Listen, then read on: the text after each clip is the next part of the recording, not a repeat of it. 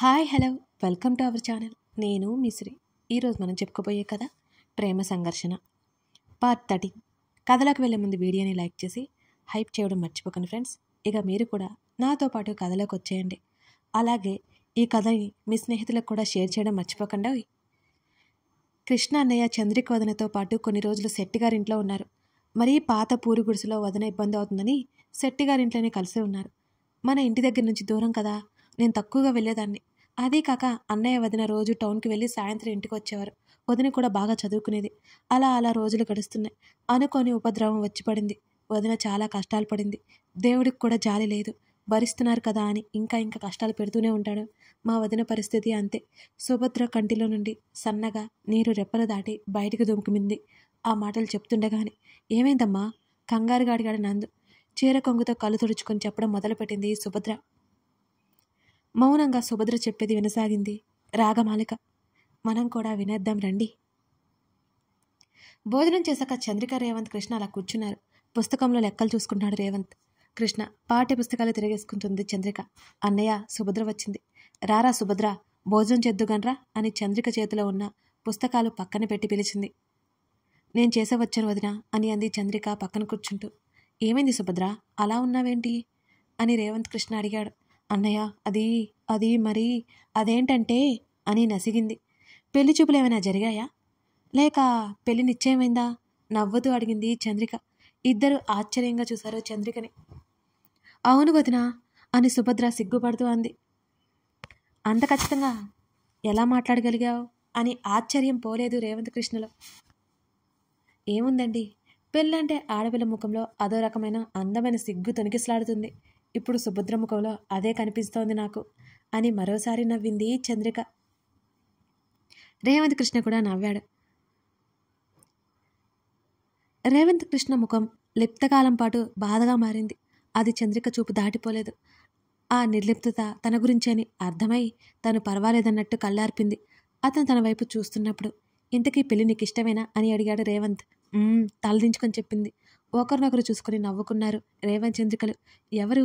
మా సుభద్రకు కాబోయే వరుడు. చంద్రిక ఆట పట్టిస్తూ అంది. మన ఇంటి పక్కనే ఉండే శివరాం గారు అని తల ఏమాత్రం ఎత్తకుండా చెప్పింది. శివరామా, మంచిది అన్నాడు రేవంత్ కృష్ణ. అన్నయ్య, ముహూర్తాలు కూడా పెట్టేశారు. ఇంకో వారం రోజుల పెళ్ళి, మీరు తప్పకుండా ముందే రావాలి అని రేవంత్ కృష్ణ చంద్రిక వైపు చూస్తూ చెప్పింది సుభద్ర. నీకు తెలుసు కదా సుభద్ర అని అంది చంద్రిక మౌనంగా ఉన్న రేవంత్ పరిస్థితి అర్థం చేసుకొని. అదంతా నాకు తెలియదు వదిన, మీ ఇద్దరూ రావాల్సిందే. నాకు ఉంది కృష్ణ అన్నయ్య మాత్రమే. రాకపోతే తోడబుట్టిన వాళ్ళు ఎవరూ లేరు. మీ ఇద్దరూ లేకపోతే ఎలా చెప్పండి? అమ్మా నాన్నకి అభ్యంతరం కూడా లేదు. పెదనాన్న పెద్దమ్మ గురించి ఆలోచించకండి అని సుభద్ర మొండిగా చెప్పింది. రేవంత్ కృష్ణ వైపు చూసింది చంద్రిక. కొంత సమయం తర్వాత అలాగే వస్తాంలే అని నవ్వాడు. నిజంగానా అన్నయ్య అని ఆశ్చర్యంగా అడిగింది సుభద్ర. నిజమే సంతోషపడిపోయింది సుభద్ర తెగ. ఏవండి, కళ్ళకి చేతునట్టు పెట్టుకుని దీర్ఘంగా ఆలోచిస్తూ పడుకుని ఉన్న కృష్ణని పిలిచింది చంద్రిక. కళ్ళకి ఉన్న చేతిని తీసి ఆమె వైపు చూశాడు రేవంత్ కృష్ణ. ఏమైందండి అని అతని పక్కన కూర్చుని అడిగింది చంద్రిక. నీకు ఇబ్బంది ఏం లేదు కదా చంద్రిక అని అడిగాడు రేవంత్.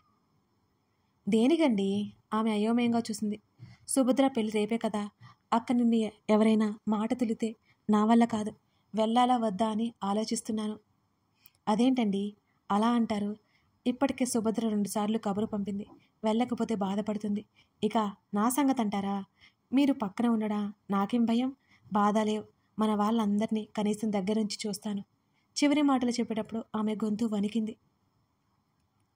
ఆమె కళ్ళు తుడిచాడు. వెళ్దాం కానీ నాకు ఒక మాట ఇవ్వాలి అని అన్నాడు రేవంత్. ఏంటది అని అడిగింది చంద్రిక కాస్త అయోమయంగా. అక్కడ ఏదైనా జరిగితే, నీ కంట తడి కనబడితే నా సహనం నేను కోల్పోతాను అని సీరియస్గా చెప్పాడు రేవంత్. అలాగే అతని చేతిని గట్టిగా పట్టుకుని చెంపకి చేతిని ఆనించుకుంది చంద్రిక. ఆమె తల నిమిరాడు మరో చేత్తో. రేవంత్ కృష్ణతో అయితే చెప్పింది కానీ లోపల కంగారుగానే ఉంది చంద్రికకి. అక్కడ అందరూ ఉంటారు. తను ఏం చేయాలి అసలు? మెడలో పసుపు తాడికి ఉన్న మంగళసూత్రం, చెవులకు దుద్దులు, పచ్చగా మెరిసే చిన్న ముక్కు పొడక, తన దగ్గర ఉన్న మరో ముదురు ఆకుపచ్చ చీర కట్టుకుంది. కొందన బొమ్మలా ఉంది చంద్రిక. అలంకారాలు పెద్దగా లేకపోయినా అందంగా ఉంది. సహజంగా ఉండి కూడా అంత అందంగా కనిపిస్తున్న తన భార్యమ్మని చూస్తుంటే కళ్ళు తిప్పుకోలేకపోతున్నాడు రేవంత్ కృష్ణ. ఆమె తన భార్య అవడం ఒక్కింత గర్వంగా ఉంది అతనికి. మంచితనమే కాదు, అందంలోనూ కూడా ఎక్కడ తీసిపోదు. ప్రేమగా ఆమె నుదుటిన చుంబించాడు. చిరునవ్వులు విరిసింది చంద్రిక. ఇద్దరు సుభద్ర పెళ్లికి వెళ్లారు. సుభద్ర వాళ్ళ ఇంటి ముందే తాటాకు పందిరి వేశారు. పెళ్లి ఏర్పాట్లు బాగా చేశారు అనుకుంటున్నారు ఊరి జనమంతా. ఇరు మనసుల్లో తమ పెళ్లి ఏ విధంగా బంధువులైన వాళ్ళు లేకుండా జరిగిందో అన్న బాధ ఉంది. అది ఏమాత్రం బయటికి కనిపించకుండా ఉన్నారు. ఒకరు బయటపడితే మరొకరు బాధపడతారన్న ఉద్దేశంతో వాళ్ళిద్దరూ మౌనంగా ఉన్నారు.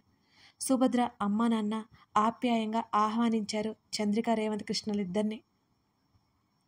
అన్నయ్య వదిలను చూసి తెగ సంతోషపడిపోయింది సుభద్ర. అప్పటికే పెళ్లి పీటల మీద వధూవరులు ఆసీనులయ్యారు. ఒకవైపు నిలబడి పెళ్లి తంతు చూస్తూ ఉండిపోయారు. కొందరి పొగడ్తలు, కొందరి గుసగుసలు వినిపిస్తున్నా మౌనంగా ఉండిపోయింది చంద్రిక. సుభద్ర తండ్రి పిలుస్తుంటే తప్పక చంద్రికని వదిలి వెళ్ళాడు రేవంత్ కృష్ణ. ఏమే విరజ, ఆ పిల్లే కదూ కృష్ణబాబుని పెళ్లి చేసుకుంది? ఎవరిదో గొంతు వినిపించింది. అవును, ఆ మహాతల్లే కృష్ణబాబుని వల్ల వేసుకుంది అని విరజ అంది. అక్కసంత వెళ్ళగక్కదు. అప్పటి వరకు చంద్రిక ముఖంలో ఉన్న నవ్వు క్షణంలో మటిమాయమైపోయింది. అదేంటే అంతమాట అంటావు? లేకపోతే ఆవిడ గారిని ఇంకేమనాలి? ముందు మా కృష్ణబాబుని అనాలి. దిక్కు మొక్కు లేని పిల్లని పెళ్లి చేసుకున్నందుకు. ఆ పిల్ల వల్ల మా అన్నయ్య వదినలు ఎంత బాధపడుతున్నారో తెలుసా? కొడుకు దూరం చేసుకుని అని అంది విరజ. వినిపిస్తుందే మెల్లిగా అని ఇంకొక ఆవిడంది. ఎవరో వింటే వినని, నాకేమైనా భయమా? కన్న వాళ్ళని పోగొట్టుకుంది, చేరదీసిన అమ్మమ్మని కూడా పోగొట్టుకుందట.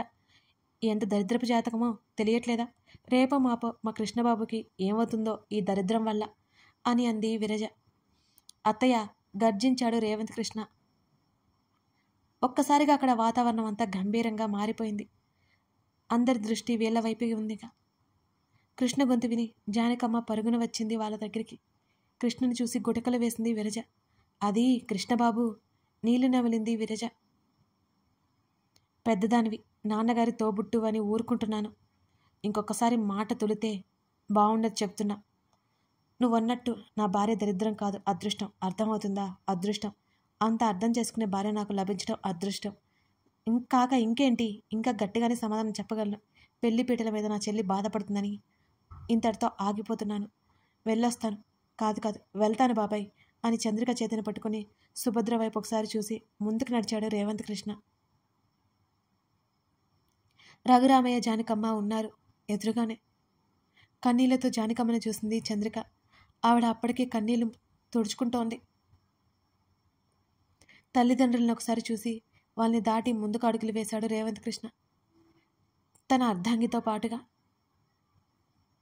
కనీసం భోజనం కూడా చేయకుండా వెళ్లారని బాధపడ్డారు సుభద్ర, ఆమె తల్లిదండ్రులు.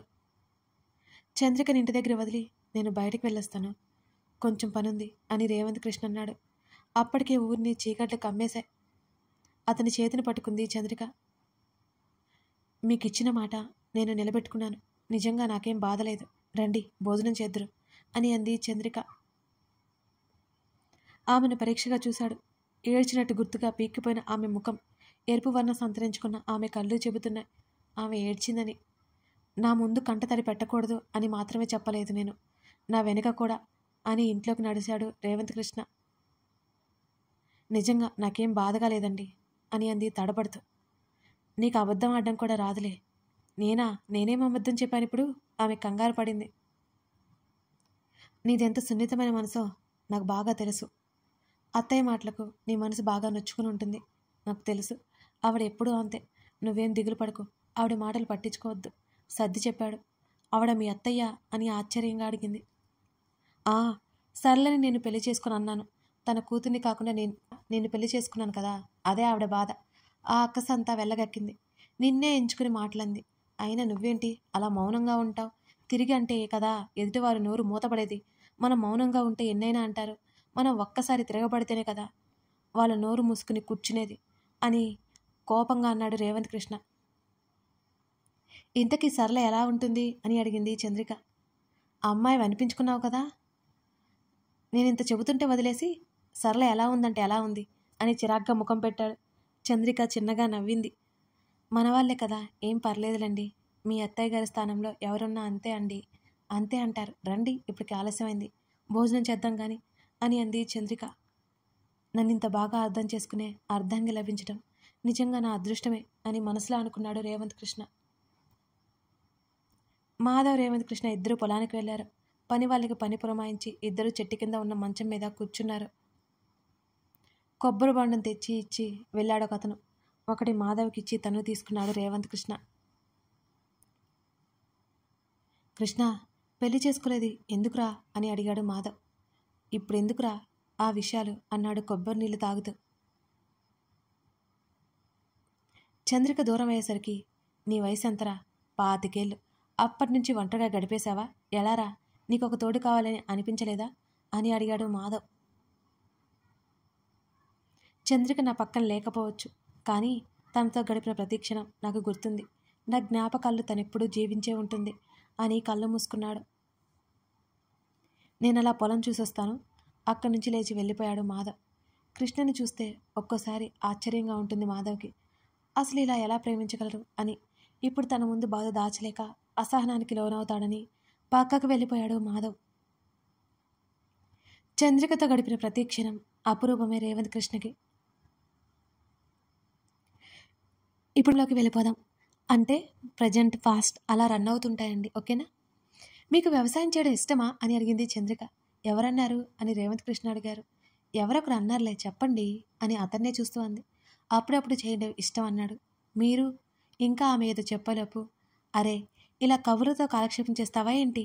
మరి నీ రెండో కోరిక తీర్చొద్దా అన్నాడు ఆమె చేతిని పట్టుకుని ముద్దు పెట్టుకుంటూ. కోరిక ఏంటది అని అంది అతని కళ్ళల్లోకి చూస్తూ. అతని చూపులలో తేడా గమనించింది. అదేమిటో గుర్తుకొచ్చి సిగ్గుతో రెప్పలకు వాలగా చప్పున వెనక్కి తిరిగింది చంద్రిక. ఆమె చేతిని దొరకబుచ్చుకున్నాడు రేవంత్ కృష్ణ. ఆమె అడుగులు ఆగిపోయాయి. సన్నటి చిరునవ్వుతో తల పక్కకి తిప్పి ఓరగా అతన్ని చూసింది చంద్రిక. ఇక పాట మొదలైపోయింది. మీరు కూడా పాడేసుకోవాలి, మరి ఏం చేద్దాం? ఈ ఒక్క విషయంలో నేను చాలా వీక్ కదా. అతను అలా పాడుతుంటే ఆహా అంది చంద్రిక. అది మాత్రం నిజం, ఒక్క చూపుతో మీ వశమైపోతాం మేము అని అన్నాడు రేవంత్.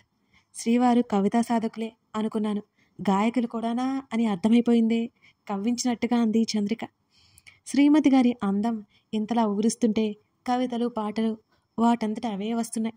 అందులో మా తప్పేముంది చెప్పండి శ్రీమతి గారు, ఆమె చెరువులోకి వెళ్ళి అన్నాడు నాటకీయంగా. రోజు రోజుకి అల్లరి కృష్ణుడైపోతున్నారు మీరు అని అంది చంద్రిక అతని వైపుకి పూర్తిగా తిరిగి నవ్వుతూ. తప్పట్లేదు, ప్రియమైన భార్యమని కోరిక తీర్చాలంటే అన్నాడు ఆమె చుట్టూ చేతులు వేసి దగ్గరికి తీసుకుంటూ రేవంత్ కృష్ణ.